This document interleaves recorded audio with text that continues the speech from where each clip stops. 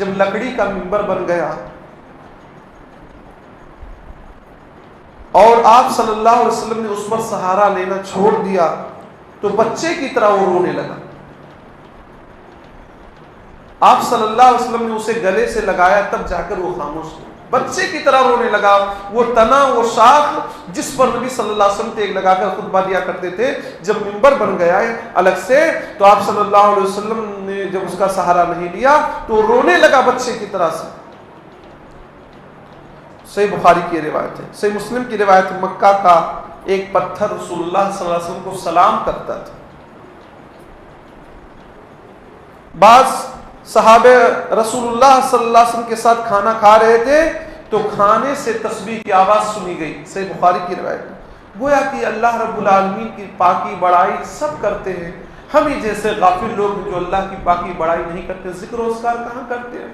سبحان اللہ, سبحان اللہ بحمدہ, سبحان اللہ العظیم, الحمدللہ, اللہ اکبر, یہ سب اللہ کے ذکر ہیں. یہ سب ہم کہاں کہتے ہیں. ہماری زبانوں پر صرف کیا ہے, دنیاوی باتیں ہوتی ہیں. آگے اللہ رب العالمین نے کچھ نوجوانوں کا ذکر کیا. جانتے ہیں سورہ کہف, سورہ کہف کی بڑی فضیلت ہے. آپ جانتے ہیں سورہ کہف کی 10 آیتوں, شروع کی 10 آیتوں اور آخر کی 10 آیتوں کو کوئی یاد کر لے تو دجال کی فتنہ سے محفوظ رہے گا. جمعہ کے دن کوئی سورہ کہف کی تلاوت کرے تو ایک جمعہ سے لے کر دوسرے جمعہ تک اسپیشل اس کے لیے نور اللہ رب العالمین عطا کر دیتا ہے. سورہ کہف کی بڑی فضیلت ہے. سورہ کہف میں کئی واقعات ہیں. آج میں ایک ہی واقعہ آپ کے سامنے ذکر کروں گا.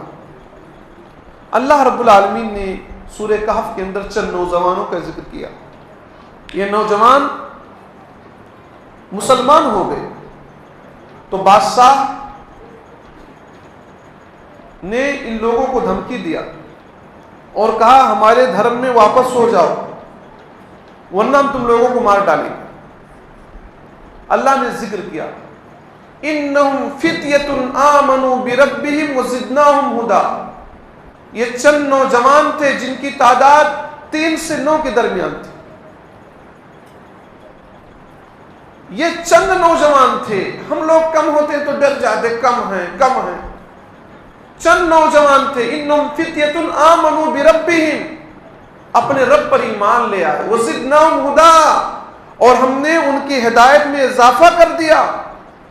جب بادشاہ نے انہیں الٹیمیٹم دیا, دھمکی دیا اور ڈرایا کہ گھر واپسی کر لو نہیں تو کیا ہے ہم تم کو مار ڈالیں گے, تو یہ لوگ بچنے کے لیے ایک غار میں چلے گئے. کہف کے معنی غار ہوتا ہے. اور ان کے ساتھ کتا بھی چلا گیا اور وہاں گئے کہ یہاں رہیں گے, حفاظت ہوگی. اللہ سے دعا کیا کہ اللہ ہم لوگوں کو بہترین راستہ دکھا. اللہ رب العالمین نے ان لوگوں کو سلا دیا. وہ لوگ سو گئے وہاں پر اور کتا چوکھٹ پر اپنے ہاتھ کو, اپنے بازو کو بچھائے ہوئے تھا. 309 سال تک اللہ نے سلا دیا ان کو. 309 سال تک اللہ نے ان کو سلا دیا. کتا چوکھٹ پہ بیٹھا تھا اور سورج جب نکلتا تھا مشرق سے دائیں جانب سے کٹ کر آ جاتا تھا, اور جب ڈوبنے کا وقت ہوتا تھا تو بائیں جانب سے کٹ جاتا تھا. ان کے اوپر سورج نہیں پڑتا تھا اور اللہ رب العالمین ان کو دائیں بائیں کروڑ بدل رہا تھا. 309 سال تک اللہ تعالیٰ نے ان کو سلا دیا. پھر جب اللہ تعالیٰ نے ان لوگوں کو بیدار کیا تو ان لوگوں نے کہا کتنا ٹائم تک ہم ٹھہرے, تو کہا بہت معمولی ٹائم تک ہم ٹھہرے رہے. تو انہیں ہوش نہیں تھا کہ 309 سال گزر چکے. اب ایک ساتھی سے کہا جاؤ یہ پیسہ لے کر جاؤ اور کچھ سامان لے کر آ جاؤ, بہت بھوک لگی ہوئی. اور جانا تو بڑے سوجھ بوجھ کے ساتھ جانا, احتیاط سے جانا, کہیں بادشاہ پتہ نہ پا جائے ورنہ پھر اپنے دھرم میں ہم لوگوں کو زبردستی واپس کر لے گا تو ہم لوگ پھر کامیاب نہیں ہو پائیں گے.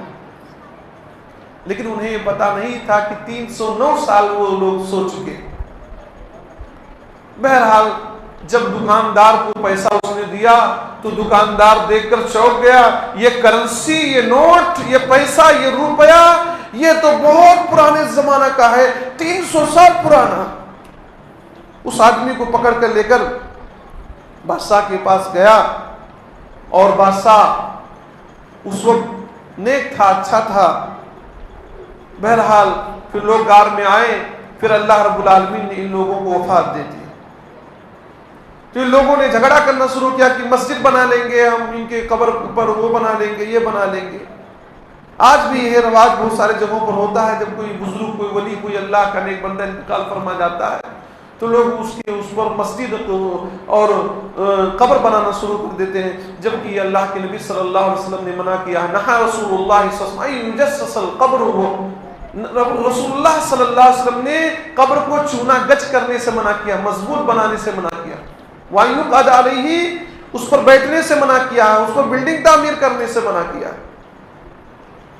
تو بہرحال آدمی کو اللہ رب العالمین پر ہر حال میں بھروسہ کرنا چاہیے، اللہ رب العالمین سے دعا بھی کرتے رہنا چاہیے۔ ان لوگوں نے دعائیں بھی کی تھی، اللہ ہماری ایمان کی حفاظت فرمانا، اور یہ بھی حالات سے گھبرانا نہیں چاہیے، حالات سے گھبرانا نہیں چاہیے۔ تعداد کم ہو، اگر آپ حق پر ہیں تو انشاءاللہ آپ کی موت بہتر موت ہوگی۔ اور مسلمان کو کیا چاہیے؟ موت مرنے کے بعد، موت کے بعد انسان کو جنت